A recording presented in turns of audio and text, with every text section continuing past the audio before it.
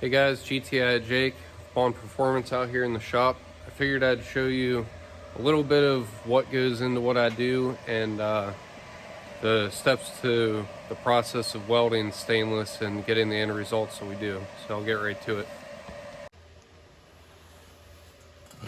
So every piece of exhaust that I build starts with straight 304L polished food grade stainless and 3A food grade extruded 90-degree elbows. So not mandrel bent, extruded, so it's like formed hot through a press like Play-Doh. So it comes out this shape hot rather than starting out as a straight piece and being mandrel bent. Now I do use mandrel bends for the upper section of the V2 downpipe, but everything else I build I use extruded. So all the cuts are made on my horizontal bandsaw, so it's dialed in to cut very tight tolerance. All the elbows are cut in these square manufacturing cutting fixtures, so no matter where I cut, the line is perfectly straight on the tangent of the bend, so you don't end up with an oval like a fish mouth. And the reason why having a dialed in bandsaw and tools like this to be able to get the particular degree of bend that you're looking for out of a 90 or 180 or what you're making is TIG welding is extremely particular about fit up. So this piece is just tacked. So while welding's fun and cool and everything, probably about 85% of the labor going into building these parts is in ensuring proper fit up. This piece is just sitting in here. Oh, there goes the V-band.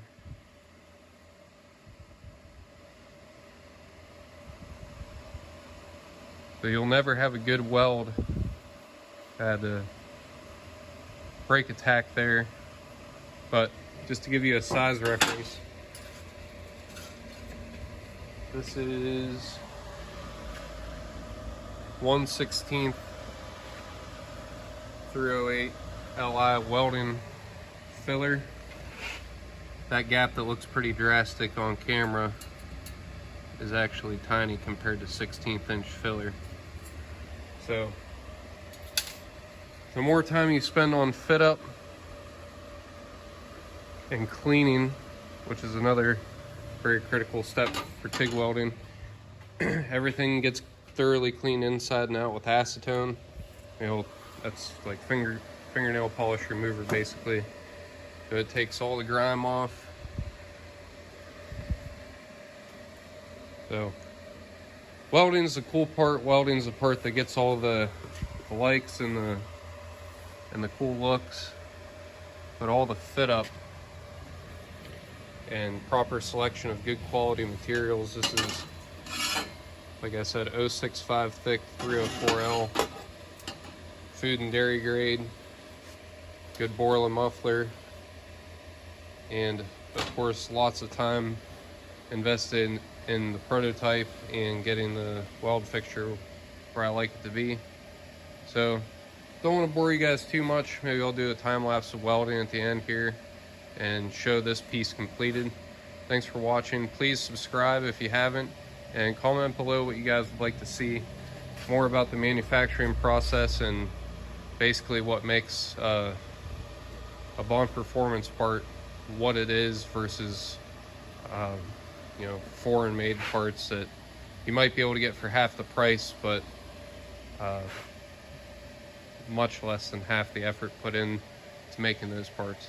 So we'll get to the welding.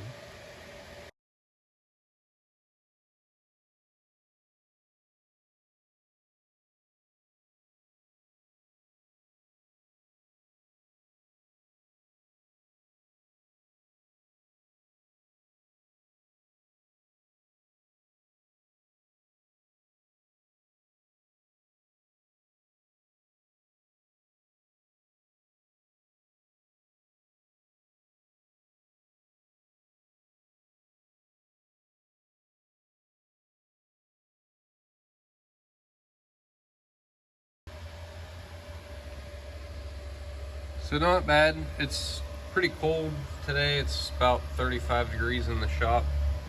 So I'll post a picture of the inside so you can see it better. So I didn't actually have to set the part aside and let it cool. Stainless is fairly easy to over temp. So that's why in the time lapse you see me jumping around, and this part's big enough that I was able to keep enough heat out of it to continuously make laps around it. So that's the proper way to TIG weld. Argon back purge, filling the inside of the tube with the same inert gas that's protecting weld on the outside to ensure that it's nice and shiny and golden instead of dark and burnt. So I'll show you the improper way on some just off-cut, otherwise scrap pieces. I'm going to do this with no back purge and no filler, which would be called a fusion weld. And I'll show you the issues with that and why your Chinese downpipes break when they do that. And they're using 40 thousandths or 35 thousandths stainless versus this 065. So half the thickness plus these defects in the welds.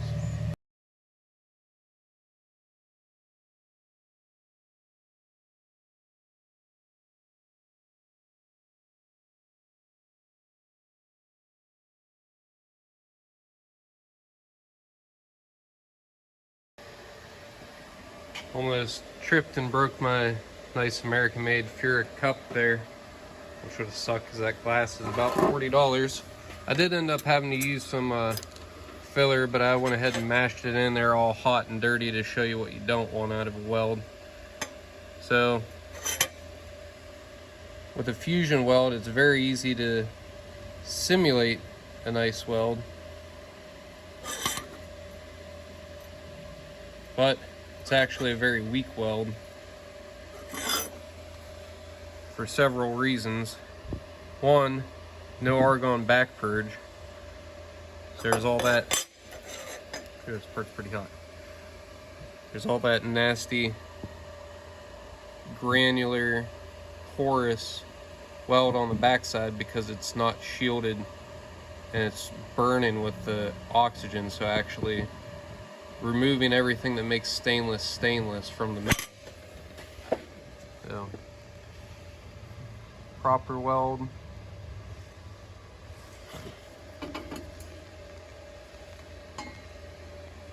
With argon back purge, you can see a nice shiny. I didn't get 100% penetration, but close. And the weld looks as nice on the inside as on the outside.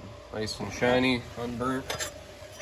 A lot of the cheaper stuff, I'm not going to name drop, but if you look close, you can actually see where the metal has been sucked into the line in between the two materials. And it's hard to catch on film, but it's actually divoted in, which in the industry we call undercut. So between the undercut and the porous backside, that weld is actually extremely thin. Maybe if you x-rayed it, a third or generously a half of the material thickness of that weld. And then there's other mistakes that people make too, putting too much heat in the weld, like this. Welds actually won't crack in the weld when they're like this, it'll crack around it in the HAZ or heat affected zone. So that's ugly right there. But just kind of jam it in there to show you guys what you don't want. So while you might grab a downpipe or any exhaust part from somewhere and see these rainbows and say, whoa, that looks sick, these welds are awesome, they're probably not. I do have some rainbow in these guys here, which is basically just the stainless being exposed to atmosphere or oxygen before it's gotten down from its critical temperature. I'm not going to get too far into metallurgy here, but a quote-unquote perfect stainless weld is colorless, or very close to colorless, which in automotive fabrication isn't a big concern. People like the rainbows, and let's be honest, it's going under the car, so it's gonna change color over time. But without getting too in depth, there's the difference between a $20 an hour weld and a $50, $60 an hour weld, $70 an hour weld. Obviously there's guys a lot better out there than me, but I'm an aircraft mechanic that plays fabricator on the side.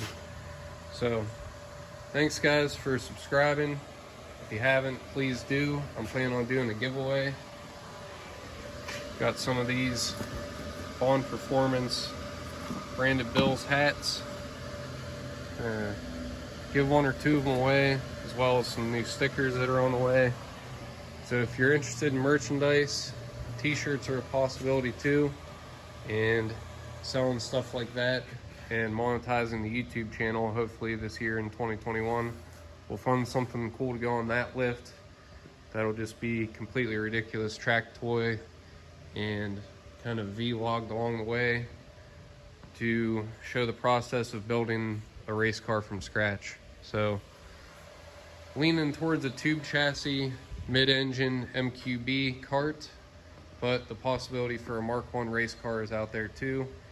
Open to suggestions, but not gonna do any of that until the channel is monetized. So gotta hit the 1,000 mark. Tell your friends, tell your mom, hit the subscribe button. Thanks for watching.